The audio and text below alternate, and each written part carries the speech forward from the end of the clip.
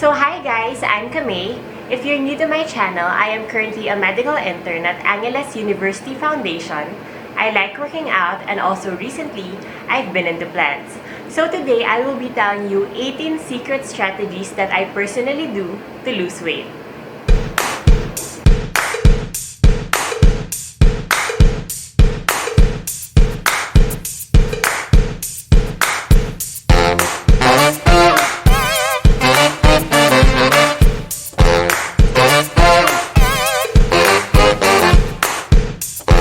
So guys, itong mga tips na to, they are not life-changing tips na pag ginawa nyo sila, automatic papayat na kayo. Hindi ganon. So basically, they are just different strategies on how to achieve calorie deficit. Now, I know you've heard of that term before, calorie deficit. Basically, it's the most basic term on how to lose weight or to achieve weight loss. Pero I understand that it's so easy to say, oh, just do calorie deficit or just live a healthier lifestyle or eat healthy foods. Pero no one ever really tells us, specific ways na paano ba ma-achieve yung calorie deficit na yan, diba? Gugutumin na lang ba natin sarili natin? Syempre, hindi ganon, guys. Just like anything in life, it requires strategies. May strategy yan on how to achieve it. And today, I will be laying it all out in front of you, the different strategies that I do to achieve weight loss or to maintain my current weight. Also guys, before we start, I want to bring out my trusty disclaimer again. Since matagal ko nang hindi ginagamit yung disclaimer na to, so ngayon gagamitin ko siya ulit. So again, as a disclaimer, yes, I am a medicine graduate, but I am in no way a dietitian, a nutritionist, a gym trainer, a gym coach. I've never been a gym rat before, so please, if there's anything wrong with what I say, please feel free to correct me. Also, these strategies that I'm about to share with you, they are not based on any journal or study. They're only based from my own personal experiences. Also guys, I want to reiterate that what might work for me might not work for you and vice versa. So to each his own. But I hope these tips or strategies will also help you get to know your own body and find out what works for you. So yeah. Also guys, before we start, don't forget to hit that subscribe button, the like button, and the notification bell for more updates regarding my channel. So my first weight loss tip to give you guys is number 1, to get used to drinking black coffee. Now I know this is not the first time you've heard someone say na mag-black coffee ka na lang. But seriously guys, especially if you like drinking coffee a lot, kung everyday kayo nag-black coffee, sometimes even twice a day or thrice a day, imagine the calories that you will save if black coffee yung iniinom nyo instead of putting sugar or milk, ganyan. Kasi, I know iniisip nyo guys, hindi naman siguro kung tatrabaho, ako lang naman ng milk to. Milk lang naman, konti-konti lang naman. And that's true guys, you will not gain weight if you add milk in one of your drinks. But imagine drinking coffee every single day and putting sugar and milk or cream in those coffees. Sometimes even drinking 2 cups of coffee or 3 cups of coffee a day.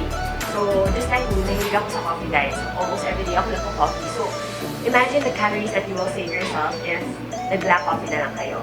Actually guys, doon ko lang na-appreciate na parang shocks. Ang sarap pala talaga ng pure na kape. So, yun guys, it's like hitting 2 birds in 1 stone.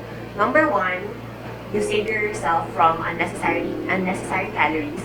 And number 2, mas ma-appreciate niyo yung lasa talaga ng coffee nyo if black coffee yung iniinom nyo. So yeah, that's my first tip. Get used to drinking black coffee. Also, this leads me to my tip number 2, which is get used to drinking tea. Since kape na rin ang pinag-uusapan natin, isama na rin natin ang tea, guys. So if you watch my What I Eat in a Day vlog, you probably saw na before I eat, I drink tea, hot tea.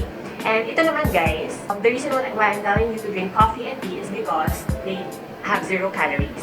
Which leads me to my third tip, which is trade your white sugar with equal gold. So ako guys, personally, ginagamit ko equal gold. I learned this from low carb intermittent fasting group na to use equal gold as a substitute for white sugar. Now guys, kung ayaw nyo naman ng equal gold na gamitin, pwede namang stevia, pwedeng walang normal, there are so many options guys, pwedeng brown sugar lang, ganyan. But there are so many options other than white sugar. Kasi guys, yung white sugar, sobrang taas ng glycemic index niya. Basta anything better than white sugar, guys. So also, now that we're talking about alternatives, this leads me to my fourth tip, which is, guys, do not underestimate the power of alternatives. There are so many alternatives out there. Not only sugar, guys. Like milk, imbes na mag full fat milk kayo, edi mag low fat milk na lang kayo, or skim milk. Imbes na mag white rice kayo, brown rice na lang kayo, ganyan, or quinoa, ganyan. I know, guys, minsan iniisip nyo, may difference ba talaga to? May difference ba talaga kung quinoa na lang kayo nito, imbes na white rice, or kung mag brown rice na lang ako, imbes na white rice? And I know minsan nakaka-question ng self na parang may point pa talaga na naging effort ako ng ganito. And guys, yes, may point yan, guys. So, please don't be tired of choosing the better alternative. Kahit minsan mas mahal sila or mas hassle bilhin, ganyan. It might not feel na may difference siya in a few days kung twice or thrice nyo lang siya gagamitin or kung 1 week nyo lang sila kakainin. Pero guys, always think of the long run. Imagine nyo kung everyday kayo nag-quinoa imbes na white rice, or kung everyday kayo nag-low fat milk imbes na full fat milk. Guys, in the long run, it will make a huge difference. Speaking of alternatives, if you like peanut butter as much as I do, I have found the most perfect peanut butter for you. And I am talking about Go Nutty peanut butter. So these peanut butters, guys, they have no sugar added. They're only made with peanut butter and Himalayan salt. So guys, very natural yung taste nila and malalasahan mo talaga sa lasa pa lang na wala talagang sugar added. So they have two types of peanut butter. They have the creamy type and then they have the chunky type. I personally prefer the chunky type kasi gusto ko yung texture ng chunky na peanut butter. But honestly, guys, both of them taste so good, as in I eat them with anything. Of course, you can eat them with bread, pero I personally prefer to eat them with fruits such as bananas or apples, or basically anything, guys. Sometimes actually pag nagki-crave ako nito, as in kumakain na ako ng spoonful of it without anything. And hindi siya nakakasuya, guys, kasi no sugar added talaga siya. So, guys, they have an Instagram account at hgfm.88, so you can follow their Instagram account and you can message them there and if you want to order. I will also put their IG account and contact numbers down below. So, if you want to order, just message them. Again, guys, hindi to sponsor that. I just really love their peanut butter. So, go check them out. So, tip number 5 that I'm about to tell you is to check your weight every morning when you wake up. Now, I know maraming magtataas ng kilay when they hear this tip. And to be honest, guys, ang tagal ko kinontemplate kung isasali ko ba itong tip na to or hindi. But I figured I really want to help my viewers. I want to help you guys to achieve weight loss. And I'm not telling you to check your weight every morning just so you can be obsessive about your weight. It's really not that like that. The reason why I'm telling you to do that is, number 1, to build accountability. When I started my fitness journey, that's when I started looking at my weight every single day and actually recording it. So, aside from accountability, the second reason that I'm telling you to do this is, number 2, is to get to know your own body. Get to know which foods actually make you gain weight. Get to know which foods make you lose weight. And get to know which foods, make you maintain your weight. So, when I started doing that, that's when I just really found out kung ano ba talaga yung foods na nakaka-gain ng weight sa akin. And kung ano ba yung foods na pwede ko kainin, hindi ako mag-gain ng weight. So, mga ganon, guys. So, I hope this does not, trigger any violent reactions from anyone. Again, if it affects your mental health by doing it, please, by all means, stop doing it. Pero as for me, what it did is that it helped build accountability in me with the foods I eat. Because just like what I told you in my first vlog, which is my weight loss journey vlog, fitness journey is 80% diet and just 20% workout. So what you put in your body, what you eat, actually makes a huge impact in your fitness journey. So, I feel naked saying this to you guys, but I really want to help you guys and I want to be as honest as possible kung ano ba talaga yung ginagawa ko to succeed in my weight loss journey. And guys, also I want to make it clear na fluctuations are normal and it could be due to various reasons. It could be hormonal, it could be water weight. There can be many reasons why your weight may fluctuate. So guys, kahit ako guys, nagpa-fluctuate na yung weight ko. So if you see your weight fluctuating, if you see your weight na parang nag-gain ka instead of nag-lose, don't panic. Just relax and then just take notes. Na parang, ba't kaya ako nag-gain ng weight? Ano kaya yung kinain ko kahapon? 2 pinggan pala ako ng pesto kahapon, tsaka 3 slices ng pizza. Kaya pala ako naging weight. Yung mga ganun, guys. Just don't overreact if you see your weight, increasing. It's okay, it happens, it's normal. But the most important thing is, may idea ka kung ano ba yung nakaka-gain ng weight sa'yo, kung ano yung nakaka-lose ng weight sa'yo. And just take mental notes, don't obsess about it. I don't want it to be the last thing you think of before you sleep. It's just a way of being accountable with what you put in your body and also to get to know your own body. So if nag-gain ka ng 3 pounds, then so be it. At least now you know, diba? So that's how I want you to look at the weighing scale. So tip number 6, guys, is to stop thinking that salads are everything. Ang weird, guys, kasi parang ang dami ko naririnig na, ay, dapat pala salad na lang kinain ko, ganyan. But, guys, salads are not everything. And I'm not telling this to you guys kasi nag-low carb intermittent fasting ako. But seriously, guys, you don't need to eat salads every single time. Actually, guys, salads have a lot of water in them which they lead you to be bloated.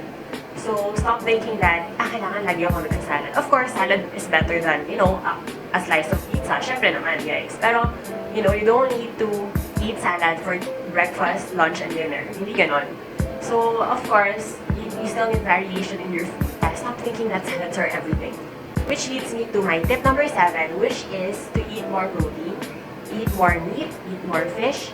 And hindi ko ito sinasabi, guys, kasi nag-low carb intermittent fasting ako. Kung hindi naman kayo vegetarian or vegan, try to eat more meat.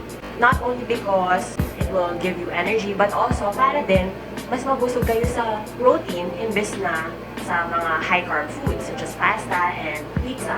I think this is also one of the most effective strategies that I'm about to tell you.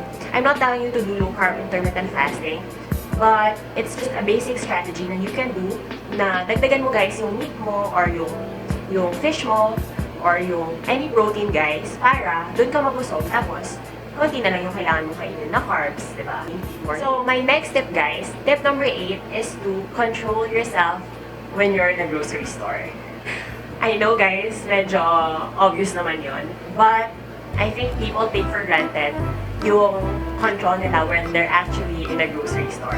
Because I believe, guys, sa grocery store, nagsisimula ang lahat ng pagkasira ng weight loss journey. Kasi, guys, domino effect yan. Pag marami kang, junk food na binili sa grocery store, marami kang junk food na isi-store sa bahay mo. And pag marami kang junk food na isi-store sa bahay mo, nakikita mo sila. So, kakainin mo sila. Kasi nandyan na di ba? So, the power, guys, ng difference kapag nakikita mo na may pwede kang kainin dun sa nakikita mo na wala kang food, wala kang pwede kainin. So, trade it for better options. If it's the junk food, buy more vegetables, buy more fruits, di ba? Just be cautious when you're inside a grocery store. Because, guys, it's a domino effect. Hindi mo pwedeng kainin ang hindi mo binili sa grocery store. Now, guys, let's go to tip number 9, which is to keep yourself busy. Provided na hindi kayo nag-binge eat pag busy kayo. Now, the reason why I'm telling this to you guys, kasi guys, ang laki ng impact kapag sobrang busy mo, hindi mo na naiisip kumain. Yung mga ganon. So, I know, guys, pandemic ngayon and we're all still trying to be at home. But, kung wala naman kayong work from home or wala kayong study from home, maybe, find a hobby na you can paint, you can, do crochet, yung mga ganon. You can work out, you can dance, or whatever. Yung mga tipong hindi lang kayo nakaupo sa bed nyo, watching Netflix, yung mga ganon. Kasi, when you're busy doing something, when your hands are busy, hindi mo maiisip na kumain. Swear, guys, sobrang effective nito. Sometimes, even more effective than a day of workout. I know, guys, medyo OA, pero I swear, guys, minsan mas nakakapayat pa na 1 week kang busy na hindi mo naiisip kumain kaysa 1 week kang nag-workout na kumakain ka rin naman every after workout. So, guys, never underestimate the power of being busy and not having time to eat. Eh, hindi ko naman sinasabing maging gutumin nyo yung sarili nyo, sa kaka-painting nyo. Hindi naman ganun, guys. Pero iba lang talaga yung when your mind is, stimulated, when your mind is busy, talagang hindi mo talaga maiisip na kumain or mag-snack or kumuha ng junk food from the kitchen. Tip number 10 naman, guys, is don't snack when you're not hungry. So I guess, guys, self-explanatory naman yun, so hindi ko na-explain. So the next tips that I'm about to tell you guys are about cheat days or cheat meals. So kahit ako naman, guys, may mga cheat meals ako or cheat days. But it's all about when do you actually do them, or It's all about scheduling them on the right days or the right time of the day. So guys, now I will be telling you about my cheat days or cheat meals. So tip number 11 is to reserve your cheat meals after work or when your school is done. Kasi guys, kung nag-cheat ka na habang nasa trabaho ka or habang nag-aaral ka, wala ka ng cheat meal of the day kapag pag-uwi mo, kapag relax ka na, kapag manonood ka na ng Netflix. So my personal strategy is, hindi ako nag-cheat pag nag-work ako or pag nasa hospital ako or pag nag-aaral ako. Pag nanonood na ako ng Netflix or pag relax na ako, pag tapos na yung trabaho ko, dun ka na kinukuha yung mga tostitos, yung mga chichirya ko, yung cake, ganyan. At least, alam ko na kasi buong day, hindi ako nag-cheat, hindi ako kumain ng junk foods, ganyan. So, meron pa akong certain time of the day, may limit pa ako na, okay, ito, pwede ko nang kainin to kasi, you know, disciplined naman ako all throughout the day nung ginagawa ko yung trabaho ko, ganyan. So, gets, basically, it's just like that. Parang, i-time mo lang siya in a way na may leeway ka pa to have a cheat meal of the day. Which leads me to tip number 12, which is to reserve your cheat days when you're actually with your friends and family. Kasi, guys, I know naman na parang ang sad naman kung nag-diet ka pa rin kapag, you know, may family gatherings kayo. So, the way to do that is to reserve your cheat meals pag may special occasion or kapag kasama mo ng family mo, ganyan. Kasi, di ba, ayaw mo naman na parang kasama mo sila, nag-diet ka, ganyan. Ang sad naman nun. So, guys, kung mag-isa ka lang naman kakain sa bahay or kung wala namang occasion, kung normal day lang naman, ganyan, hindi ka naman lalabas with friends, huwag ka na mag-cheat day pag gano'n. I-reserve mo na lang kapag kasama mo na sila. So, tip number 13, which is the last of the cheat tips that I'm about to tell you, is to reserve your cheat meals with really, really good food. What do I mean by that? Guys, basically, kung mag-cheat ka lang din, dun na sa food na gusto mong kainin. Dun na sa food na masarap talaga. Kunwari ako guys, ang cheat meal ko is sushi bake. Kasi gusto talaga ang sushi bake. Pwede rin samgyupsal, ganyan. Huwag mo nang gamitin yung cheat meal mo dun sa meatloaf na tira-tira from 5 days ago na naka-ref pa. Huwag mo na gamitin yung cheat meal mo dun. Make sure, pag mag-cheat ka, dun na sa masarap na food na, you know, yung iniisip mo tuwing gabi na, ito, kakainin mo talaga to. Yung mga ganon, yung masarap na, guys. Tip number 14 is, if you don't like it, don't eat it. Now, hindi ko sinasabing maging mapili kayo sa food meal. This actually mostly applies, especially kapag may occasion or may celebration, tapos marami kayong food options laid down on the table. So, if may makita kang food na parang di mo naman talaga bet, huwag mo nang kunin, di ba? Huwag mo nang kainin. Doon ka na doon sa talagang gusto mo talagang kainin. Which also leads me to tip number 15, which is, just because everyone is eating the pasta, doesn't mean you need to eat it. Hindi lang to nag-a-apply sa pasta, guys. Kahit ano pa yan, kahit bread pa yan, or kahit anong food, kahit anong snack, guys. You know, just because someone is eating a certain food, doesn't mean you're also supposed to eat it kung hindi mo naman gusto. Now, kung gusto mo, hindi kainin mo. Pero if di mo naman like the sobrang bet, huwag mo na kainin, di ba? Tip number 16 is, as I have mentioned in my other vlog, which is what I eat in a day vlog, you don't always need to be 200% full. Okay na yung 80% or 90% busog. Kasi usually guys, pag more than 100% busog kayo, bloated na yung mafe-feel nyo. So, especially lalo na kapag nasa bahay ka lang naman, parang, you know, wala namang handaan, wala namang certain occasion, huwag ka na magpaka-super busog. I-reserve mo na yung super busog mo dun sa times na magkasama mong family mo or friends mo, diba? So, tip number 17 is, just because you worked out doesn't mean you can eat anything after. So, guys, ito talaga yung mga nakikita ko usually sa mga friends ko na nag-workout, na parang, just because they worked out, feeling nila kaya na nilang kainin, you know, yung buong ref nila. Hindi naman ganon, guys.